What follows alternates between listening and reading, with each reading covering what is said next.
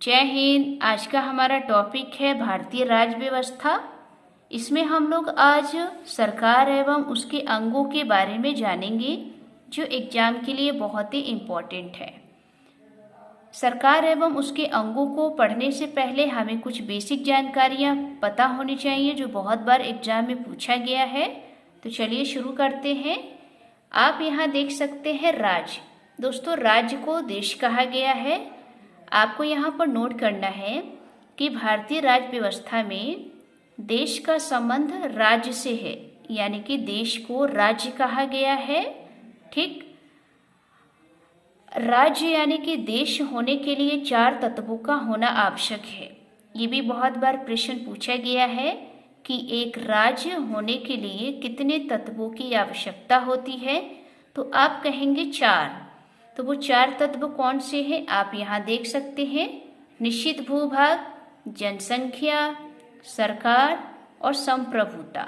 यानी कि एक राज्य यानी कि देश होने के लिए उसके पास निश्चित भूभाग होना चाहिए, उस भूभाग पर जनसंख्या होनी चाहिए, जनसंख्या पर शासन करने के लिए सरकार होनी चाहिए और सरकार के पास संप्रभुता होनी चाहिए। संप्रभुता का मतलब होता है आंतरिक एवं बाहरी मामलों में निर्णय लेने की स्वतंत्रता। यानी कि अपना भारत एक क्या है, राज्य है, यानी कि देश है। उसके पास दोस्तों निश्चित भूभाग है, जनसंख्या है, सरकार है और संप्रभुता है।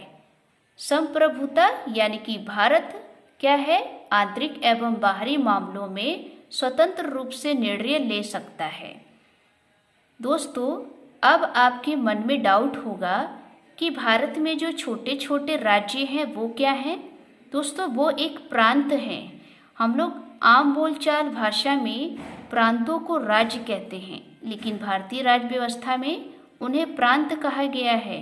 प्रांत इसलिए कहा गया है क्योंकि दोस्तों उनके पास निश्चित भूभाग है, जनसंख्या है और सरकार है, लेकिन उनके पास संप्रभुता नहीं है।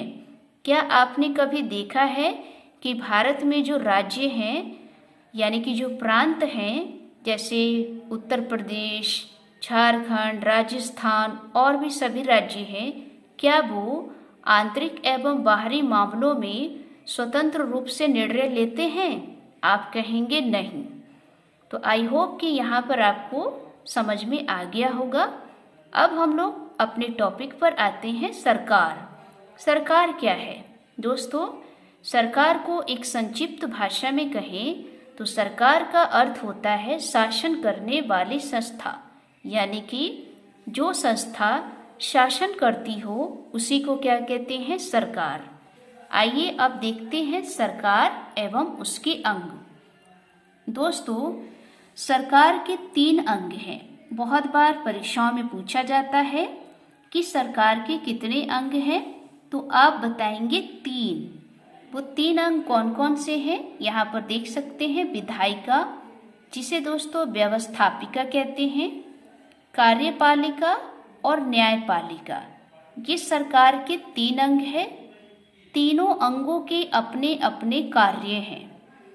विधायिका का काम है विधि निर्माण करना, यानी कि कानून बनाना, और कार्यपालिका का काम है विधि को लागू करना, यानी कि कानून को लागू करना, और न्यायपालिका का काम है न्याय करना। सिंपल भाषा में बताऊं कि ये जो विधायिका है ये क्या करेगी, विधि को बनाएगी। जब ये विधि को बना देगी यानी कि कानून को बना देगी, तो इसके कानून को लागू कौन करेगी, ये कार्यपालिका। कार्यपालिका विधि को लागू कर देगी। तो जब ये विधि को लागू करेगी तो इसमें दोस्तों लड़ाई झगड़े विवाद होंगे। दोस्तों, जब भी कोई नया विधि यानी कि कानून बनता है तो उसमें लड़ाई झगड़े विवाद जरूर होते हैं। तो उसका निपटारा दोस्तों ये कौन करेगी, ये न्यायपालिका करेगी। आई होप कि आपको यहाँ पे समझ में आया होगा। अब दोस्तों, सरकार के ये जो 3 अंग हैं, इन अंगों के भी अपने अंग हैं। जैसे दोस्तों विधायिका के खुद के अंग है वो है 2। ये भी बहुत बार प्रश्न पूछा गया है। तो विधायिका यानी व्यवस्थापिका के कितने अंग हैं? 2। तो पहले हम लोग दोस्तों विधायिका के बारे में पढ़ते हैं। तो विधायिका के 2 अंग हैं, एक है संघ की विधायिका, दूसरी है प्रांत की विधायिका। क्योंकि आप जानते हैं कि भारत क्या है? राज्यों का संघ है, यानी कि भारतीय संघ का जो पूरा क्षेत्र है वो सभी राज्यों और केंद्र शासित प्रदेशों से मिलकर बना है। यानी कि भारत का जो कुछ भाग है केंद्र शासित प्रदेश में है और कुछ राज्यों यानी कि प्रांतों में है। तो विधायिका दोस्तों 2 जगहों पर बैठती है, एक दोस्तों संघ यानी कि केंद्र में और दूसरा दोस्तों प्रांत यानी कि राज्यों में।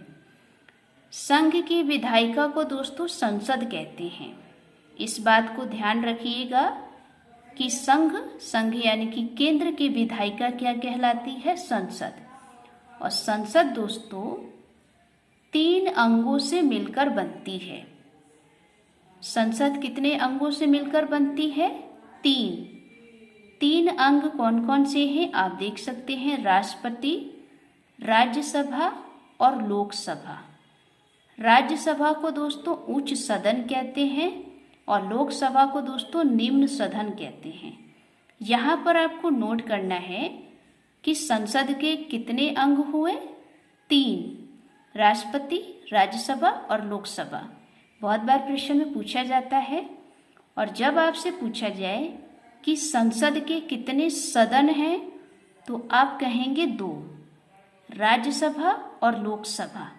ठीक दोस्तों, संसद का काम है देश के लिए कानून बनाना, क्योंकि ये संसद कहाँ पर है? संघ में यानी कि केंद्र में। तो केंद्र की विधायिका को क्या कहा गया है? संसद।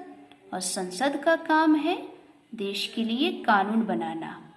दोस्तों, भारत में जो केंद्र है जब वो कानून बनाती है तो पूरे भारत के लिए लागू किया जाता है। ठीक, अब देखेंगे उसी तरीके से प्रांतों की विधायिका होती है। दोस्तों, प्रांतों की विधायिका को विधानमंडल कहते हैं। विधानमंडल के भी दोस्तों सैद्धांतिक तौर पर 3 अंग हैं, एक है राज्यपाल, दूसरा विधानसभा, तीसरा विधान परिषद। हालांकि दोस्तों भारत के सभी राज्यों में विधानसभा है, लेकिन सभी राज्यों में विधान परिषद नहीं है। कुछ ही राज्यों में विधान परिषद है। इस पर हम लोग दोस्तों जब ये टॉपिक पे बात करेंगे उसमें बताएंगे। अभी हम लोग फिलहाल इतना ही समझते हैं। अब देखेंगे दोस्तों यहाँ पर कार्यपालिका। कार्यपालिका के दोस्तों 2 अंग है। जैसे दोस्तों विधायिका के 2 अंग थे, वैसे ही कार्यपालिका के 2 अंग हैं। एक है दोस्तों संघ की कार्यपालिका, दूसरा है प्रांतों की कार्यपालिका। संघ की कार्यपालिका के दोस्तों 2 भाग हैं, एक है दोस्तों अस्थायी, दूसरा है स्थायी। संघ के जो कार्यपालिका हैं उसमें दोस्तों एक होते हैं अस्थायी कार्यपालक और दूसरी होती है स्थायी कार्यपालक। अस्थायी कार्यपालक में दोस्तों राष्ट्रपति, उपराष्ट्रपति, प्रधानमंत्री और मंत्रिपरिषद आते हैं। ये अस्थायी कार्यपालक कैसे हुए? दोस्तों ये जो सभी होते हैं जैसे राष्ट्रपति, उपराष्ट्रपति, प्रधानमंत्री और मंत्रिपरिषद, ये चुनकर आते हैं। इनका चुनाव होता है और ये कुछ समय के लिए होते हैं। बाद में ये दोस्तों दोबारा से क्या होता है, इनका इलेक्शन होता है। फिर इसमें दोस्तों अगर जीतते हैं तो ये दोबारा बन जाते हैं, नहीं तो नहीं बनते हैं। तो इसलिए क्या है, अस्थायी कार्यपालिका है। इसी में दोस्तों संघ में है एक स्थायी कार्यपालिका। दोस्तों स्थायी कार्यपालिका में अधिकारी और कर्मचारी आते हैं, एक तरीके से कह सकते हैं नौकरशाही। ये दोस्तों स्थायी कार्यपालक होते हैं। ये अधिकारी कर्मचारी स्थायी कार्यपालक कैसे हुए? क्योंकि दोस्तों इनका जो समय होता है वो निश्चित होता है। जैसे ये 60 वर्ष की आयु में रिटायर होते हैं, 65 वर्ष की आयु में रिटायर होते हैं, 62 वर्ष की आयु में रिटायर होते हैं, तो एक तरीके से हम कह सकते हैं इनका समय क्या है, निश्चित है, यानी कि स्थायी है कि ये 60 वर्ष में ये अधिकारी जो कर्मचारी हैं वो रिटायर होंगे। ठीक, आई होप कि यहाँ पर आपको समझ में आएगा। उसी तरीके से दोस्तों प्रांतों की भी कार्यपालिका होती है, उसमें भी दोस्तों 2 भाग हैं। एक होती है अस्थायी कार्यपालक और दूसरी होती है स्थायी कार्यपालक। अस्थायी कार्यपालक में आप जानते हैं कि ये प्रांतों में है, तो प्रांतों में राज्यपाल होते हैं, मुख्यमंत्री होते हैं और मंत्री परिषद होते हैं। दोस्तों ये सभी भी क्या होते हैं, चुने जाते हैं, इनका चुनाव होता है, कुछ समय के लिए होते हैं, फिर बाद में ये हट जाते हैं, इसलिए क्या है, अस्थायी कार्यपालक हैं। प्रांतों में भी दोस्तों स्थायी कार्यपालक होते हैं, जैसे दोस्तों संघ में अधिकारी और कर्मचारी क्या है, ये स्थायी कार्यपालक है। उसी तरीके से दोस्तों प्रांतों में भी अधिकारी और कर्मचारी होते हैं जो क्या है, स्थायी कार्यपालक हैं। ठीक, उम्मीद है यहाँ पर आपको समझ में आया होगा। अब देखते हैं दोस्तों न्यायपालिका। न्यायपालिका का दोस्तों कोई भी अंग नहीं है। बहुत बार परीक्षाओं में पूछा जाता है कि न्यायपालिका के कितने अंग हैं, तो दोस्तों न्यायपालिका के कोई भी अंग नहीं है, क्योंकि हमने यहाँ पे देखा विधायिका के 2 अंग हैं, कार्यपालिका के 2 अंग हैं, लेकिन न्यायपालिका के कोई अंग नहीं है। न्यायपालिका एकीकृत न्यायपालिका है। हालांकि दोस्तों न्यायपालिका के 3 स्तर हैं, यानी कि 3 भाग हैं। जैसे दोस्तों सबसे ऊपर सुप्रीम कोर्ट, फिर उसके नीचे हाई कोर्ट आता है, हाई कोर्ट के नीचे दोस्तों डिस्ट्रिक्ट आता है। ठीक है, यानी सुप्रीम कोर्ट यानी कि सर्वोच्च न्यायालय, हाई कोर्ट यानी कि उच्च न्यायालय, डिस्ट्रिक्ट कोर्ट यानी कि जिला न्यायालय। ये दोस्तों न्यायपालिका के भाग हैं। अब यहाँ पर देखेंगे ये जो डिस्ट्रिक्ट कोर्ट है इसके दोस्तों 3 भाग हैं। डिस्ट्रिक्ट कोर्ट में दोस्तों फौजदारी न्यायालय आता है, दीवानी न्यायालय आता है और राजस्व न्यायालय आता है। इन तीनों न्यायालय के अलग अलग न्यायाधीश होते हैं। जैसे दोस्तों फौजदारी में सत्र न्यायाधीश होते हैं, दीवानी में दोस्तों जिला न्यायाधीश होते हैं और राजस्व में दोस्तों डीएम यानी कि डिस्ट्रिक्ट मजिस्ट्रेट न्यायाधीश होते हैं। दोस्तों ये फौजदारी न्यायालय क्या होता है, दोस्तों फौजदारी न्यायालय में अपराधी जैसे मामले होते हैं, जैसे दोस्तों लड़ाई झगड़े, अपराध, चोरी डकैती, इस तरीके के मामले दोस्तों फौजदारी न्यायालय में किए जाते हैं।